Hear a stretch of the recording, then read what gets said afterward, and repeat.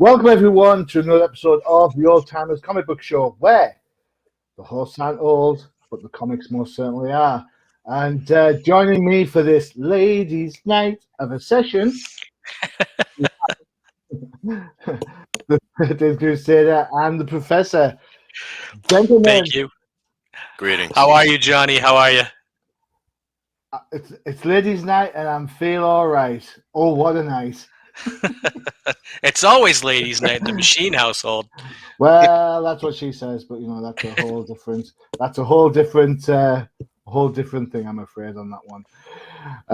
Excellent. Okay, so we have got a plethora of ladies that we're talking about this time around, and we're going with first appearances. So that was quite a shock to kind of pick some out. And whilst we're talking about ladies, I think I need to give a bit of a shout out. Check this out, guys. This is from one of our fans who follows us and loves the Old Timers. Check out this collection there. Can you see that there? I'm not sure. Is it there? Oh, look at that. Check all those old Vampirellas out based on, our fantastic recommendations from when we talked about them a little while back. That was like our first or second show where we talked about Vampirella. Yeah, so there you go. Let me say, he's an international fan. His name is Hans. So Hans, thank you for sending in the picture there of your Vampirella books. I have to say that I am well, Gel. So I bet you'd like to get your hands on those. I apologize for that bad joke. Please don't hate us. Please don't hate us. All right, okay. So there you go. That's Hans' contribution to the Old Timers Comic Book Show. Well done. Oh, thanks, Hans. Anybody else who wants to get their comics on the show, by all means, follow us. I'll run the banners now so you can have a look at them. He says looking for them dramatically and can't find them. There they are. There you go. So by all means, hit us up on any of those tweets there. Get your photos in of all your old timer comic books, and we'll give you a shout out. It's as simple as that. Dead easy. All right. Cool. All right. So I have to say that this first book up is a personal favorite of mine. And I also know it's one of 13th's all-time finds, basically. All right. So we're talking, so you're up 13th, we're talking about Detective Comics number 359. First appearance of the Dark Knight Damsel. The Dominoed Dare Doll, which was my favorite one. We're talking about the Barbara Gordon Batgirl. Written by Gardner Fox, with art by Carmine Infantino, inks by Sid Green, and letters by Gaspar Soldano. Let me get you a picture so you all know what I am talking about. It is, in fact, technology is working full floor today. It's this book here. Ba-ba. It's a classic. All right. 13th, take it away. I did. Did you get it for a steal? Because when I looked for this, I saw lots of different prices, but I found anywhere between £1,199 to £2,199 for this book. Oh. In other words, in American money, it's a lot of money. Shed loads of money. Yeah. Shed loads. And it just keeps going up and up and up and up in value. Quick story with this book. Obviously it's a grail for me. When it comes to female characters, Batgirl was definitely on the top of the list since I was a little kid. Mostly thanks to in part to both the comics and Yvonne Craig. So coincidentally, the Yvonne Craig Batgirl from the '66 Batman show, that whole concept of a Batgirl had something to do with the comics as well. So long story short, I guess, there was a Batgirl before Barbara Gordon with Betty Kane, who was the niece of Cat Kane. So the reason those characters were created was because in that era of time, people thought Batman and Robin were in a relationship. So, Holy, you're not my boyfriend, Batman. so those characters were created, and then it wasn't working. It took a whole different direction. It became a Batman family in the literal sense, where they even added Batmite and then Ace the Bat Hound, and that was not the direction that DC wanted to go in. I've just thought of another one. Holy, not I've forgotten it now. There you go. Holy, not the wrong hole, Batman.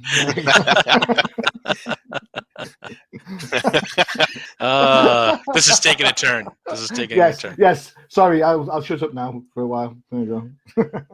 I always knew that was your real name, Robin.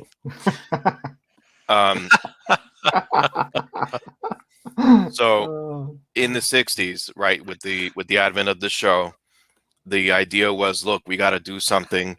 We don't want to just have the Batgirl fade into obscurity.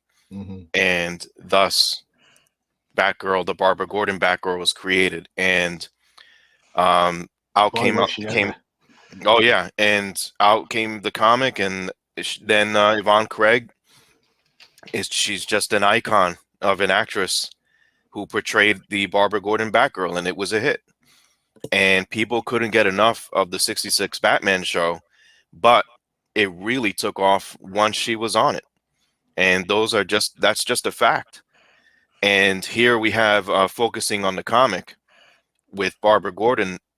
It's a different take of Batgirl, whereas the first Batgirl was just, we need to get Robin a girlfriend.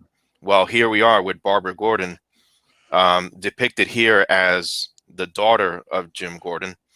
Later on, she would be retconned as the niece of Commissioner Gordon, which I never really liked. I always viewed her as the daughter of Commissioner Gordon. And then retcon back to the daughter. Correct, right? Which to me makes perfect sense. You know, there's a fun story about the whole Barbara element in Batman universe. Frank Miller, in his fantastic book Year One, there's a Barbara in there, and it's Jim's wife. Right. And the reason he called her Barbara, because when he looked back in the old comic books, he thought Barbara was Jim Gordon's wife, so that's why his wife ended up having the same name. Right. Because I mean, I get it. I mean, dads call their sons like Machine Junior, but nobody calls the daughter by like the same name as the mum. Well, except for Hank Pym in Marvel, he called his son Ultron, but I don't know how that worked out. But so yeah, Barbara Gordon, right off the bat, drawn very beautifully. She was shown to have a high intellect already. She's the daughter of a police commissioner, and it was kind of a coincidence in the story in the book where she was going to go to a ball dressed up as Batgirl. It was totally meant to just surprise everyone, like, hey, you'll never guess who I am. But thanks to the Killer Moth, one of the grandest villains of Batlore. Try and say that with a straight face, please. I couldn't. I'm trying not to laugh. For once, I'm trying not to laugh. But this was the villain chosen for this book, and pretty much the Moth is usually involved in some sort of extortion plot, and it's all about money. I couldn't help but hear the Dr. Evil voice in the back of my mind. $100,000. You know what I mean? Yeah. It's like the amount of money that they're talking about in this during this time made me laugh. But all in all, she has a run-in with Killer Moth and his crew, and then she pretty much runs into Batman, who's obviously trying to catch one of his premier nemesis. This is back in the day when DC would actually use other villains, because if this book was out now, it'd be the Joker. Yeah. Exactly. Nobody else has a Batman villain. It's always the Joker nowadays. So Right. So I have a question. How close was it between the debut of Batgirl and then her debut in the TV show? That's a great question. 13th, do you want to field that one, or would you like me to answer that? If memory serves me right, the show approached DC editorial. Yeah. So that was when they're like, yeah, we got to do something. Plus, our books suck. which is no surprise. Batman sales have had its peaks and valleys, but here's a point in where they were not doing too well. They wanted to keep the show running, so DC editorial answered back, and this was the answer. So you would say it would probably a collaboration between Hollywood and DC to create Batgirl or bring back, Yeah. because now would you consider Kathy Kane the Kathy Kane Batwoman, right? Or is it Batgirl? So Was she Golden Age or Silver Age? So the Golden Age Batwoman Mhm. was Kathy Kane or Cat Kane. Right. Correct. So Betty Kane was Bat Betty hyphen Kane. Girl. Okay. So the two they're not related. Well, What now Barbara was Gordon that? and this was. That was in the 50s, right? Or mid 50s. Okay, so we're still in the kind of that golden age, right pre-Silver Age kind of DC Comics was when they had Batwoman, Batgirl. I would say, I know everyone thinks about the Silver Age, the kickoff point. Sorry to bring this up for 13th, but I know everyone kind of picks up the Silver Age is when Gwen Stacy gets pushed off the bridge. Well, that's the end of the Silver Age. So yeah. It's up to you from where you go from that point of view. For me, I think this is slap bang in the middle of that Silver Age, definitely. Mhm. I think if memory, again, to quote 13th, if memory serves, I think there's something like 3 to 6 months between the Yeah, it was very brief. Right. Between the introduction of the Barbara Gordon Batgirl and then the introduction of the character in the comic books. And this isn't the only time that this has happened. So there's a famous story in that the guys that when they did the Batman TV show, they wanted Alfred the Butler, but in the comics, Alfred had been killed by a boulder. Right. Right. So DC had to then go back and try and bring Alfred back from the dead as the outsider, as a villain, and Batman managed to undo the brainwashing and made him his respectable self just in time to tie into his appearance in the TV show. So it's not the first time that Hollywood came a calling and Batman sold out, or Bruce Wayne sold out, I suppose. There you go. So no, great question. Cool. Yeah, it's very, very close together, and either way, it worked for both the show and the book. Here's a new character, definitely much better outfit. Definitely, she stood on her own.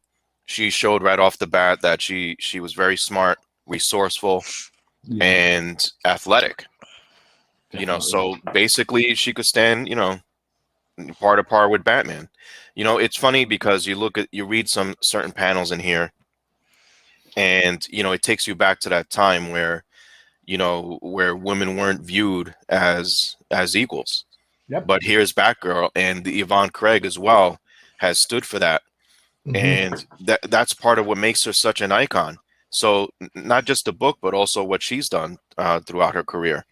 But inside the story, there's some panels here, how Batman and Robin received Batgirl. It's like, hey, who the hell are you? And then Robin's even gone as far as saying she makes terrible puns.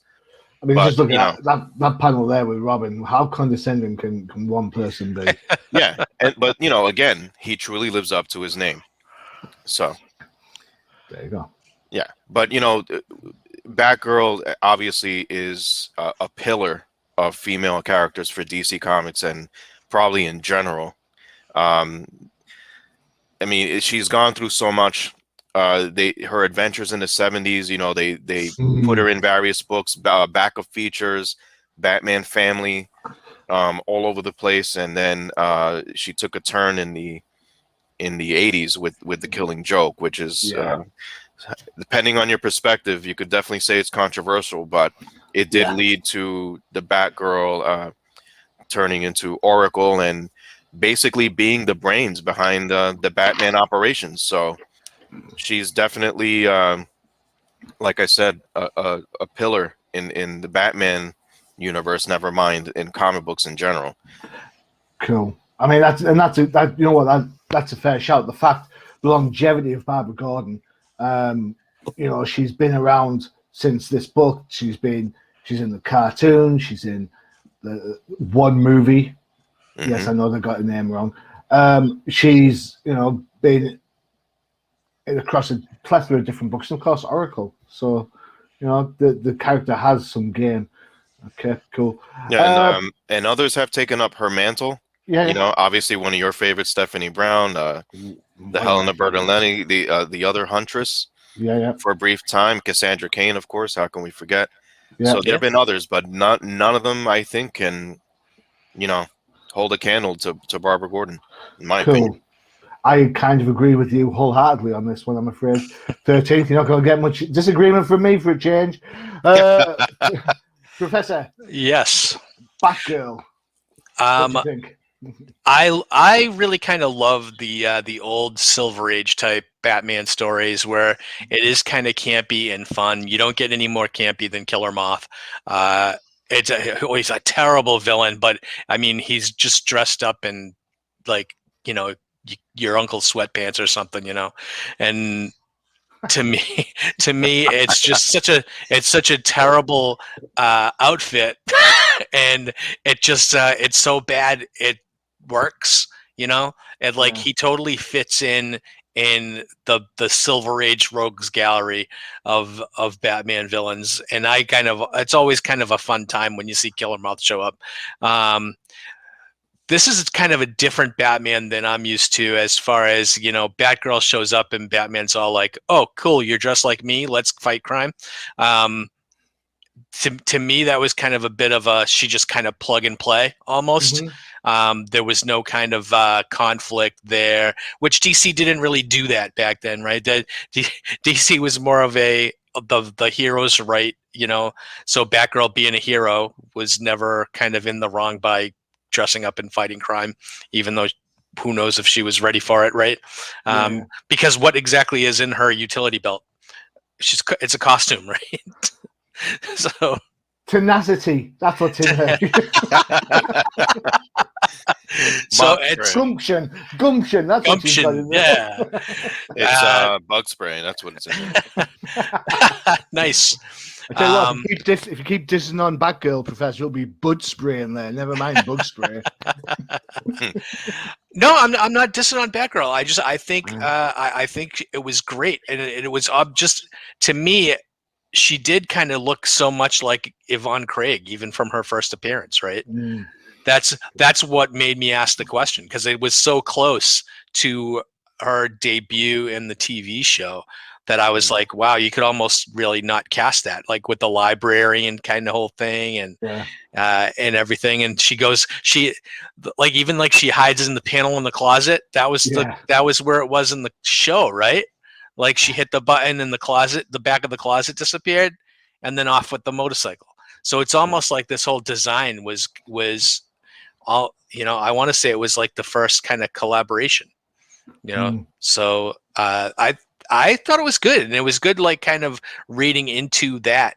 I don't actually remember if I actually ever read this book before I read it for the podcast, but cool. I liked it. So for me, this is a book that I would love to get my hands on. I was lucky enough to buy something like the second appearance of the Silver Age Catwoman, which has the whole kind of Batgirl and Catwoman fighting over a prone Batman, which I suppose is up there for me for Batgirl appearances. It is what it is story wise. It's not going to win any points for sort of subtlety or anything. It's the massive coincidences that, oh no, Killer Moth just so happens to be attacking a place where Bruce Wayne is, and therefore Batman can't show up. But that said, it's fun for its own. I just want to throw something in here too. I just want to give a shout out to Alfred, where he has a panel where his bird's nest is combed straight up in the air and almost like bat ears. So just wanted to shout out Alfred there. But then whereabouts is that?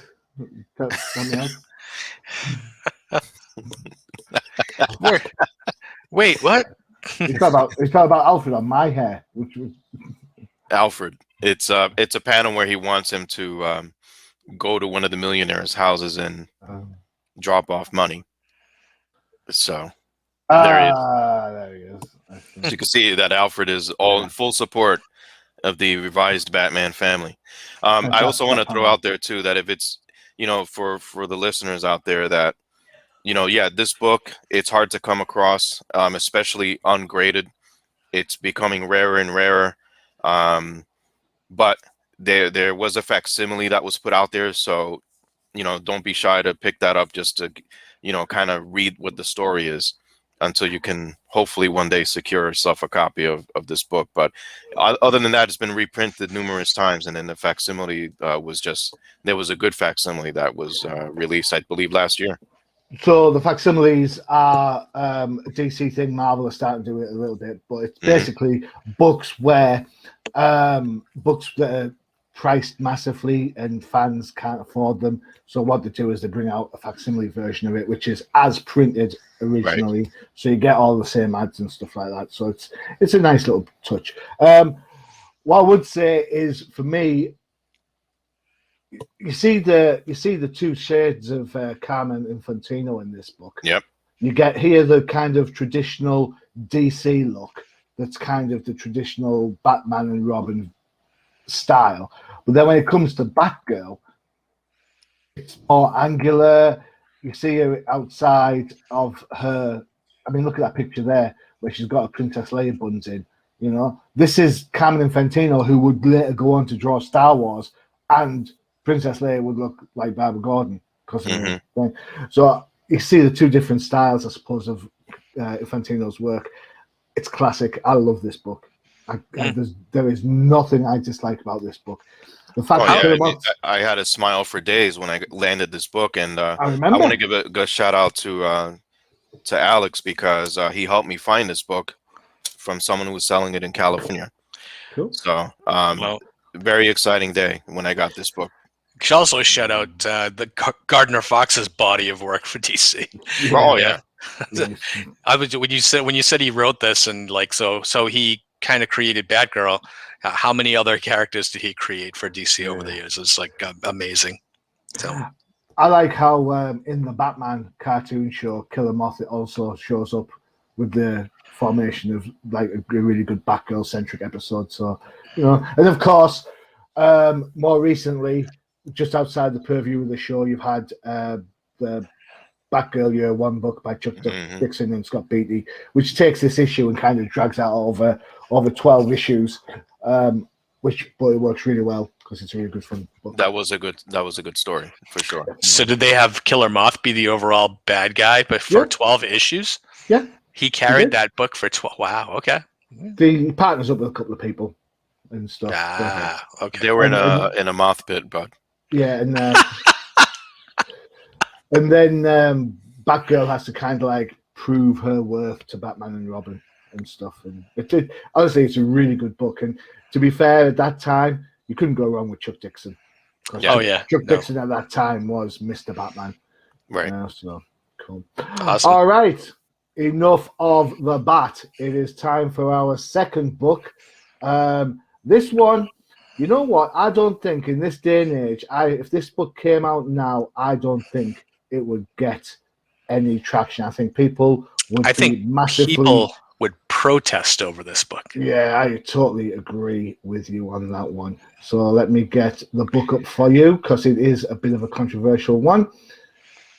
Controversial how? Well, I'll get there, don't we? Okay. I'll get there. Okay. So this is Sensational She-Hulk. It's the first issue. It is actually volume 2. There was a previous She-Hulk book. Which she's holding in her hand in that cover. That's good. Yeah, check that out. So this is written and drawn by John Byrne, inks by Bob Wycheck, would you say? Colors by Glynis Oliver, and letters by John Workman. And why is it controversial? Well, I'm glad you asked me that question. So in this cover, She-Hulk has turned around and said, buy my book, I'm coming over there to rip up all your X-Men comics. So she's picking on the muties. So, I can see.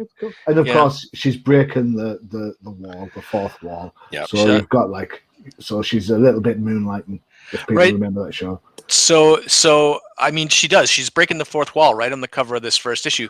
But that's not something that we haven't seen before. We've seen people break the fourth wall on the covers of issues numerous times. That's what this book does, which I think is I want to say it's the first time that they've ever really gone that far in it, is in this book, right? This predates Deadpool by several years, and Deadpool is known for his breaking the fourth wall and how popular it is in the even in the movies. I actually think it worked better in the movies than it does in the comic. But this book, I think, takes the satire of like a Steve Gerber's Howard the Duck, and brings the John Byrne brings the it really kind of hypes up the sex in the book, as far as how I think Jennifer Walters in this book is portrayed more of a sex object by the fans than anything else, and I think John Byrne plays with that quite a bit. You even subtly in this issue, where it's not really huge, but halfway through the book, when she's mesmerized by the ringmaster, and they make her up to be was it like Amazonia or something? Gargantua or something, wasn't it? Yeah, it was something like Amazonia. I'll find it, because it's there you go. Glamazonia. All right. But obviously you see, like, this the makeup artist has totally redone and covered up her skin everywhere, right? And even towards the end of the book, where she makes a joke about, like, took her forever to get all the paint off all the places. So that kind of was more of a subtlety in the sexuality of the book, but it gets way worse going forward. And John Byrne even wrote, I don't know if you remember the issue of Fantastic Four, where some sleazy pornographer took her picture from a helicopter. Do you remember that comic? Yep. And that was kind of really kind of getting at the fans, right? Because I think the fans, they like the big boobs, and they like the costumes really skin tight. And not I think anybody has a problem with that. No, not at all. But John Byrne played that up, and I think John Byrne was kind of taking advantage of what he needed to do to sell the book, right? And he was not making it a secret. So I actually enjoyed the fact that they bring back they actually, in this series, they bring back a lot of Howard the Duck villains. If they haven't made it enough of this is a satire book, bring back the Headmen, and later on they bring back Dr. Bong. And this book, to me, it meant a lot to me, as far as I was probably maybe 3 or 4 years into collecting at this point, so I'd never seen a book like this where the writer just kind of took advantage and actually could talk to the reader. I'd never really experienced that before, where it's almost like he hits you over the head with a ton of bricks. And he doesn't hit it over the head until, like, the next to the last page, when she looks right at you, like it would be like looking at the camera, and says, "I'm not going to find out who the bad guy in this is until the 3rd issue, but you're going to find out on the next page." And that was when, because like I said, you could get away with it on the cover, right?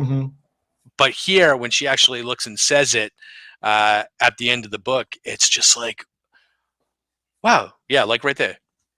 It took me a minute. It like threw me, because I was like, wait a second. She's not supposed to know I'm here reading it. And that, to me, was, this is just a symbol of things to come. And that's why I wanted to talk about She-Hulk, because there are a ton of female characters out there. And I know there was a toss-up between this book, She-Hulk, or the issue of Fantastic Four where Invisible Girl became Invisible Woman, also done by John Byrne, which I thought was probably a moment of, I think, fixing Invisible Girl, where she had been kind of like a weak character, and John Byrne just made her the most powerful member of the Fantastic Four, and you were like, oh, of course, she's always been the most powerful member of the Fantastic Four. But here, I like this because I think it was a risk, but I also think it was very innovative. And I still think it was a very innovative book.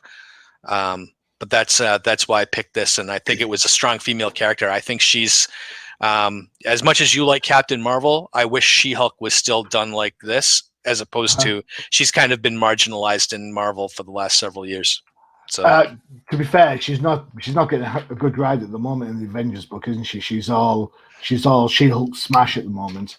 Yeah, I don't like that version of She-Hulk at all. Ever since she came back from being quote unquote killed in Civil War II, it's been kind of a bad run for her. But I'd like for them to get back to kind of this version where she's a smart Hulk. So still the lawyer. I like the fact that she's still a lawyer practicing law, but she's 7 feet tall. Well, see, I don't understand, and I know we're talking a little bit of new books here, so I apologize because that's not the aim of the show. I don't understand, and 13th chime in on this, why there is not Matt Murdock, Jennifer law firm that has Jessica Jones as the private eye. I mean, who wouldn't buy that book? Yeah, that's a good question. All right, we need to edit this part out before people take our ideas. I'm just it's going to show up on Twitter next week. Yeah, exactly. Again, I'm just saying, who wouldn't buy that book? Exactly. You've got two lawyers. You've got Jessica Jones doing her stuff. She-Hulk can be smart and sassy and sexy. Daredevil's dark and but he has his belief in the law and all that sort of stuff. This could be an absolute gem of a book. It's coming out in August, written by Dan Slott. Oh, never mind. How to ruin a good idea. So yeah, no, I've been John Byrne's my favorite artist, favorite writer for this character anyway, but also was my favorite writer for Fantastic Four post Stan Lee.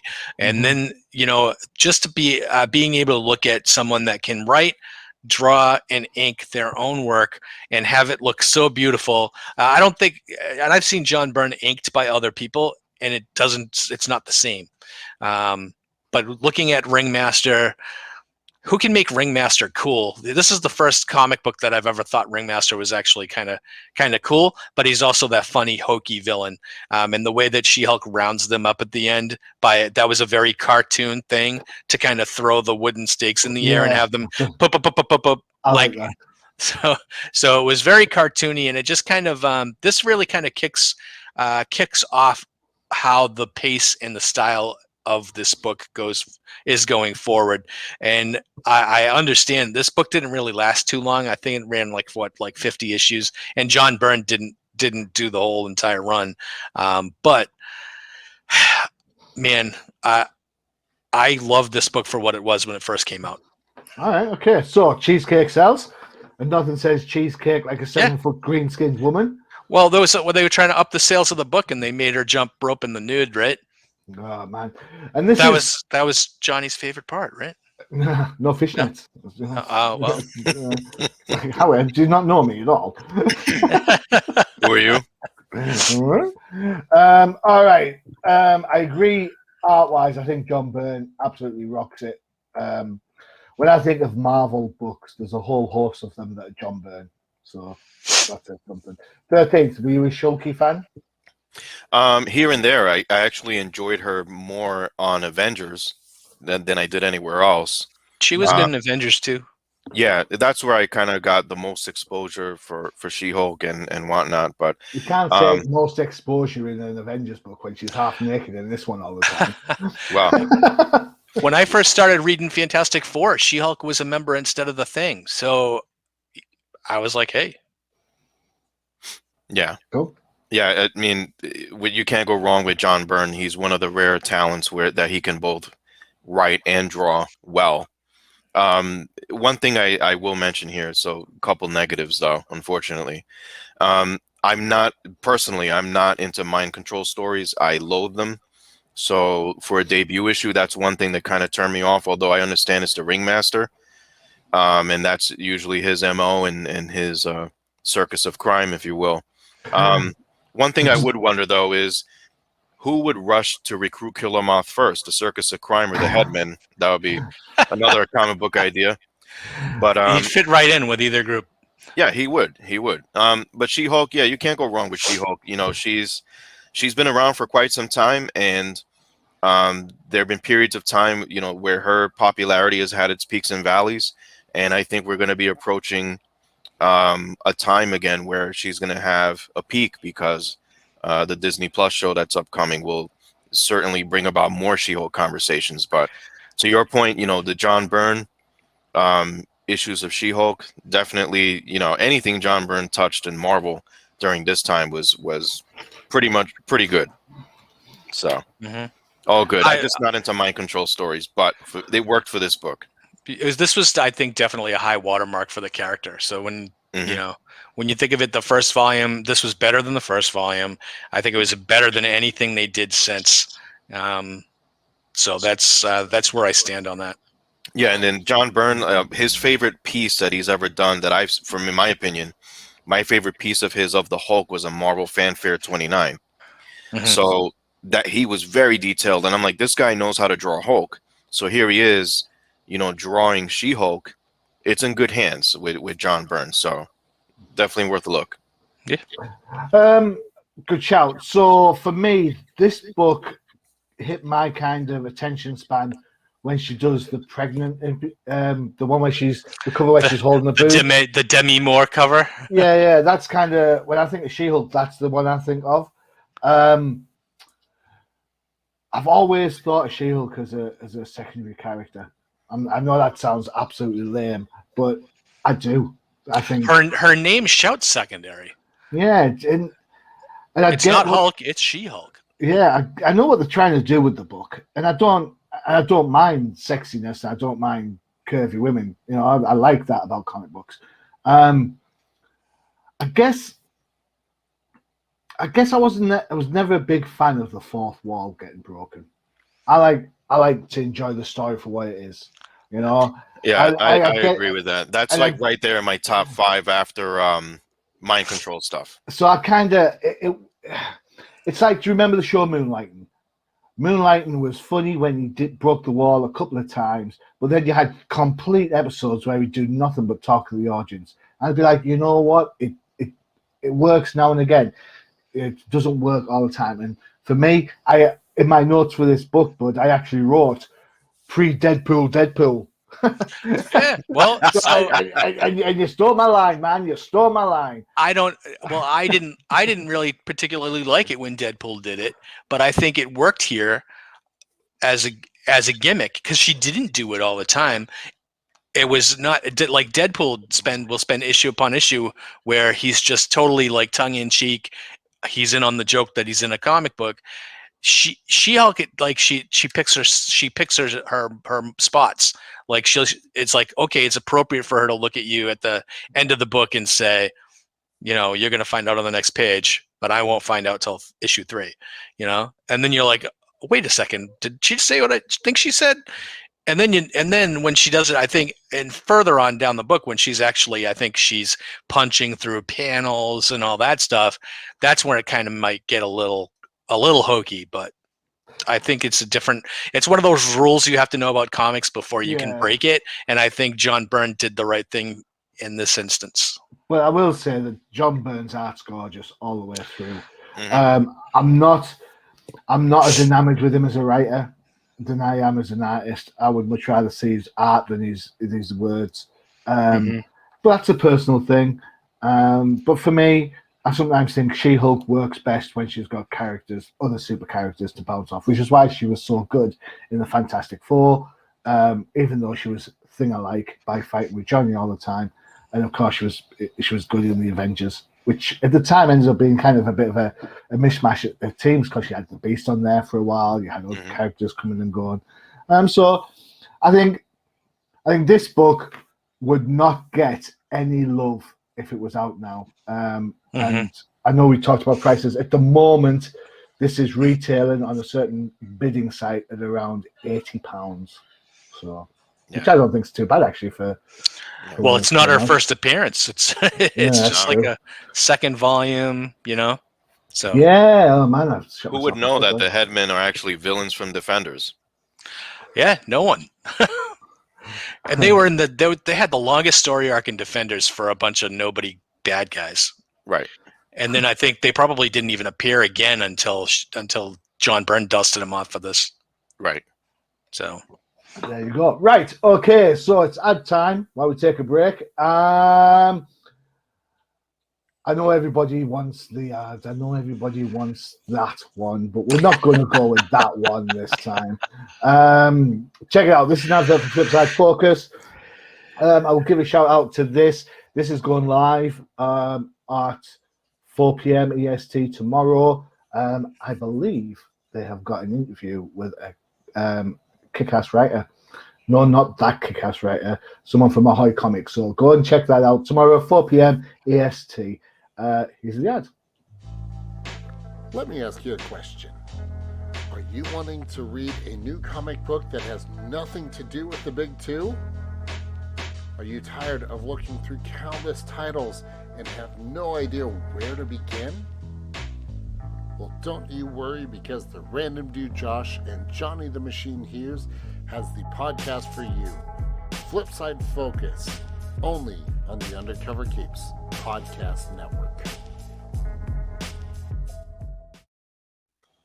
There you go. Check that out, 4 p.m. EST. That'll be there for you to go with that. Right. Normally we pick one book each, correct? correct. But You break the rules. But 13th has been breaking the rules forever. And this has been a bit of a bone of contention between I and 13th, because 13th owns this book. Mhm. This is one of the facsimile copies that we're talking about. So, whereas I own this book. Mhm. And the question we're talking about, or the person we're talking about, I should say, where's my camera? You're in it. You got it. Yeah. Is the first appearance of the Helena Wayne Huntress. Boom, there you go.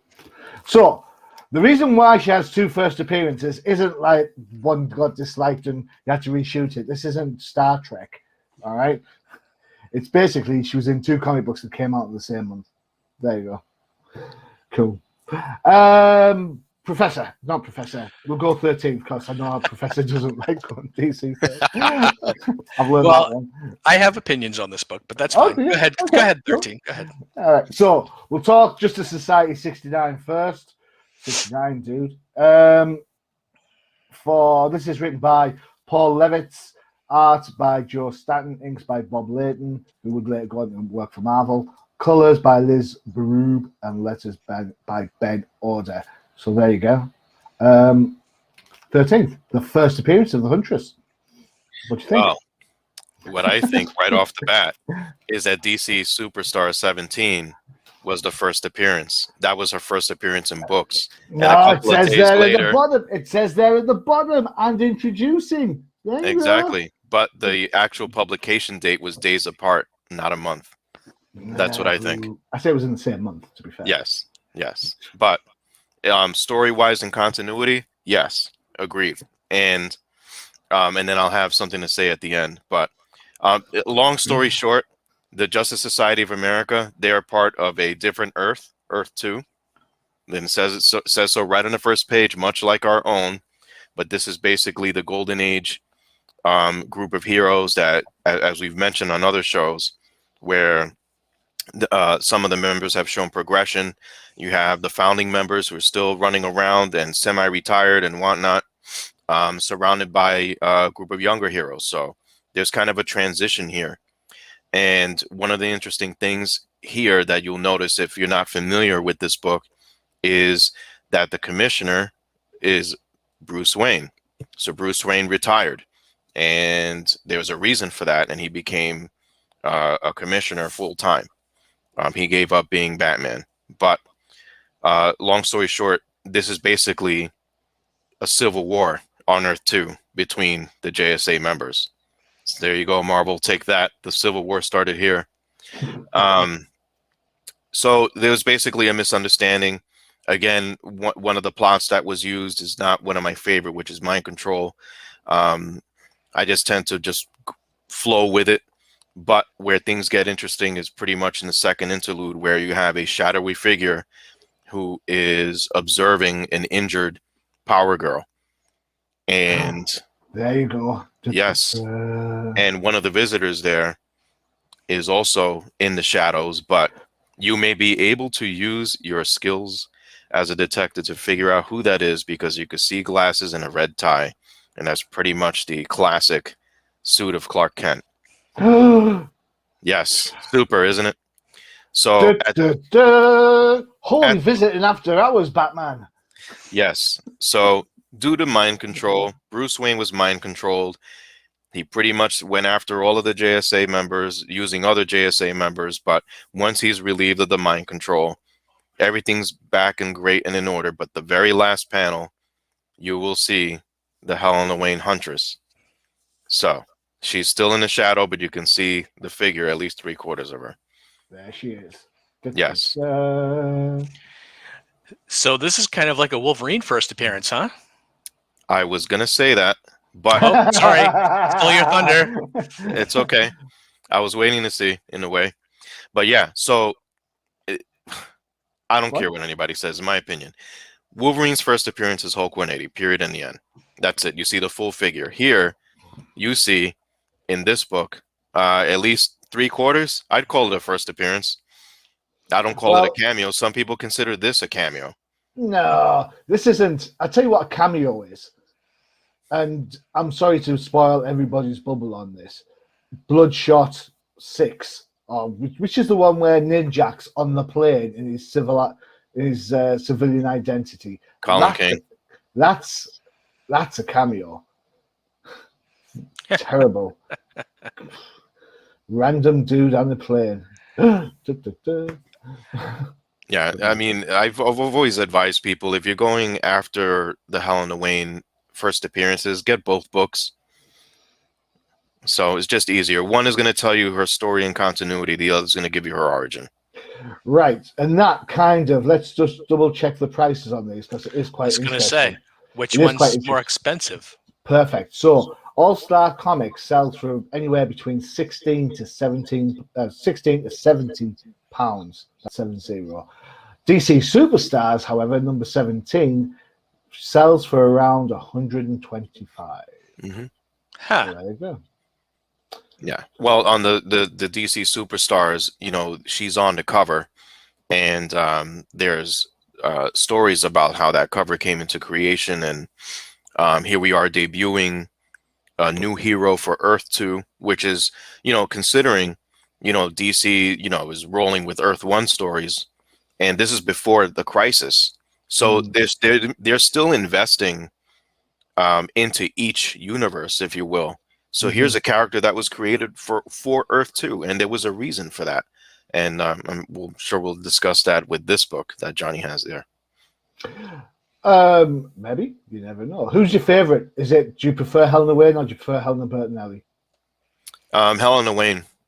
Okay, for sure. Cool. And to think of it, like, for someone who had been collecting, so, and we said this too, for someone who had been collecting the JSA for years, and you've lived long enough to get to this point, you're like, wow, they're still telling me new stories with my favorite characters, and they're creating new ones. You can still, again, we said this, the progression where, you know, Batman and Catwoman got married and had a daughter, and here she is. Cool. All right. Professor, so a twofer. So I have more questions really than anything else, because this goes to my confusion, which we've talked to before, of Earth 1 to Earth 2 and how and the histories of everything. I've always been confused kind of about like the Power Girl and her relationships to everybody, and Huntress, same thing. You know, and I begin to think that it's more because of, with the other characters in Earth 2, like Jay Garrick or Alan Scott, there's a clear golden age for those characters, and then replaced decades later by Barry Allen and Hal Jordan. And here, where I think this is where my kind of confusion is you have Huntress that's created in the 70s, but there's an Earth. It's the Earth 2 version, which Mhm. is kind of confusing in itself. Same thing with Power Girl, where she's the template of Supergirl. Huntress doesn't really have a template in Earth 1, but she does later on with Bertinelli there. Yeah. And so it was kind of confusing to me coming in like the mid 80s and trying to figure out who's who.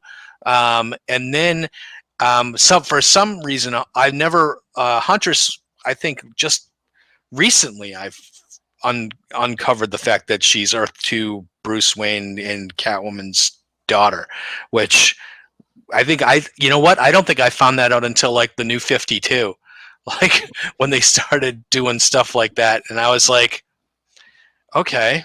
I had to go back and research, so I learned stuff, and this is one of the reasons I love this podcast. Is I could go back. I never even knew that they had a DC Superstars Presents that's kind of like Secret Origins, before Secret Origins. So Super Secret Origin. It's not a secret. So the other thing is, when we look at I like the fact that the Secret Origins here, you get actually 3 stories. I actually read all 3 stories for the podcast. I kind of thought that maybe someone might jump in with the Legion of Superheroes story and talk about Saturn Girl, but who cares about her, I guess. No, we can talk about it later. I like don't get 13 started about Legion. We'd be here forever. The Green the Green Arrow Secret Origin that was in this book was kind of that was almost like exactly what happened on the TV show, the CW. Yeah. I actually thought that was pretty close, and I don't think I've actually ever read his actual origin, so I don't know where exactly that first got told. And that was so when I'm reading the Secret Origins, it's like I never knew. I know that these are retellings of old stories for the most part. I just never got where they actually originally told the stories. But here, my argument for the Huntress, that's why I didn't know which book was more expensive. If that was the same month, you do have this is a worse argument than the Wolverine one, right? Yeah. Because did she appear in this one or that one? Which week did it come out? What was meant to come out first? Did it just ship late? I don't know. However, I would say that this book would be her first appearance, since the other one in All Star was kind of like a 3/4 reveal, right? Well, yeah, we could go with that way. But I think if you want to have the first appearance of Huntress in your collection, you actually need both books. Yep. Agreed. So I can't believe we've actually agreed with 13th twice in one podcast. What's that all about? When did that really change? If you think about it, for the readers back then, it was a treat where you see her in All Star, right? No one knew about the reading order, first of all, whether one was intended to come before the other. But either way is fine. If you were a regular of the All Star comics, then you would realize, like, okay, there's a new character coming about. But, oh, wait a minute. Now we get to see what she's all about with her origin before the next issue. And it was a very thorough origin and a well done one, in fact. I have a couple more questions, because it was now in the All Star book where we see Commissioner Wayne. I think I spent the first half of that issue wondering why he wasn't Batman anymore. But then when you go back and you read the DC Superstars, you find out, okay, now I see why he retired, because he inadvertently was responsible for Catwoman's death, right? Mm-hmm. So that was kind of like, you almost have to read the origin story first, which would have been Huntress's first appearance, right? Mm-hmm. And then read the All-Star book. So that's probably where I would stand. And the other question that I had is, so this is All-Star Comics number 69. Mm-hmm. Now, did this relaunch with the old Golden Age numbering? Yes. For the Silver Age? Yes. Okay. And because the Golden Age one ran, 47 issues? And then, yeah. Okay, so then... This came back in around the late 50s, was the right. numbering. I think it was about 56, 57 it came in. That's about right. Okay. So there you go. I have a bunch of them. I love the All-Star comic stuff. Absolutely. Same here, and actually, my very first comic book I ever owned for DC was number 73. And I own that. Just who saying. wrote the All-Star issue? Well, both are written by Paul Levitz, both are art by Joe Staton, and both have inks by Bob Layton. So Because in the around this time, maybe 78 is when Roy Thomas comes over from Marvel, and they give him the anything Earth 2. He pretty much gets the right of first refusal. It was in his contract. Roy Thomas wrote the 4-issue miniseries that was America versus the Justice Society of America. Yeah. Mm-hmm. Which again, it's, you know how we were talking about the different vibe of Marvel versus DC. You pick up that miniseries and it's great, but honestly, you'll be reading it a while. It is wordy to say the least. Mm-hmm. You know, so all the kind of, I suppose,